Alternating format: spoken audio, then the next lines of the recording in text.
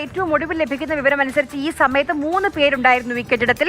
ഒരു 4-5 വയസ്സ് പ്രായമുള്ള കുട്ടിയും അതോടൊപ്പം തന്നെ ഒരു സ്ത്രീയും 2 സ്ത്രീകളും. അതിൽ ഒരാൾക്ക് മാത്രമാണ് പരിക്കെന്നാണ് ഇപ്പോൾ മന്ത്രി VN വാസവൻ അറിയിച്ചത്.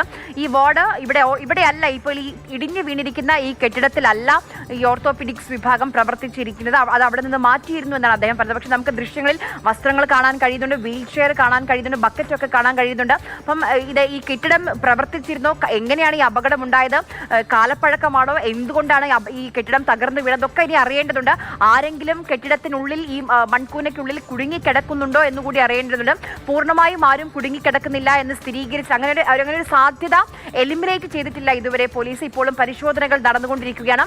അപകട സ്ഥലത്ത് നിന്നുള്ള തത്സമയ ദൃശ്യങ്ങളും വിവരങ്ങളും പ്രതികരണങ്ങളുമാണ് നമ്മൾ കണ്ടുകൊണ്ടിരിക്കുന്നത്. മന്ത്രി VN വാസവൻ അവിടേക്ക് എത്തിച്ചേർന്നിട്ടുണ്ട്. ഒരു പ്രതികരണത്തിലേക്ക് കൂടി.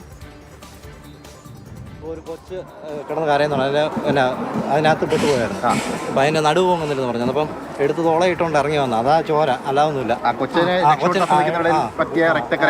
പിന്നെ ഇതിനകത്ത് ഇപ്പം ആളുണ്ടെന്നില്ല, പക്ഷെ ആളൊന്നും കാണാൻ ചാൻസ് ഇല്ല. ആളുണ്ടെന്നുള്ള ചാൻസ് ഇല്ല. കാരണം ആളുണ്ടെങ്കിൽ ബൈസ്റ്റാൻഡേഴ്സ് ആയാലും റിപ്പോർട്ട് ചെയ്തേനെ. ഇവിടെ എല്ലാം ഉപയോഗിക്കണം. ബാത്റൂമിൽ വന്നിട്ട് വീണതാ, അല്ലാതെ അതിന് സാരമായിട്ട് മരിക്കില്ല. ദേഹത്ത് ഇച്ചിരി മുറിവുണ്ട്. മന്ത്രി VN വാസവൻ പറയുന്നത് അടച്ചിട്ട കെട്ടിടം എന്നുള്ളതാണ്. ആൾക്കാർ കയറി നിന്നതായിരിക്കും എന്നുള്ളതാണ് മന്ത്രി പറയുന്ന കാര്യം. ഇനി അതാണോ, ഇത് പ്രവർത്തിക്കാത്ത കെട്ടിടമാണോ, ഇത് പൂർണ്ണമായും അടച്ചിട്ടിരിക്കുകയായിരുന്നു? അങ്ങനെയാണെങ്കിൽ ആളുകൾ എങ്ങനെ ഇതിനകത്തേക്ക് കയറിയതൊക്കെ അറിയേണ്ടതുണ്ട്. ഷിനോജ് ജസ്റ്റ് നമുക്കിപ്പം തുടരുന്നുണ്ട്. ഷിനോജ്, ഇവിടെ ഈ ഇടിഞ്ഞു വീണ കെട്ടിടത്തിലാണോ ഓർത്തോപീഡിക്സ് വിഭാഗം പ്രവർത്തിച്ചിരുന്നത്?